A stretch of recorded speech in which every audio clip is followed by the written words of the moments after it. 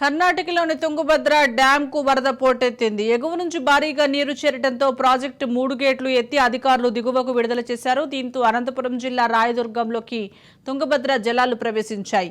ఈ సందర్భంగా హెచ్ఎల్సీ సిబ్బంది, ఆయకట్టు రైతులు పూజలు చేసి స్వాగతం పలికారు. ఇటీవల హెచ్ఎల్సీలో ఆధునీకరణ పనులు చేపట్టడంతో ఈసారి నీరు త్వరగా సరిహద్దుకు చేరాయంటూ హర్షం వ్యక్తం చేస్తున్నారు.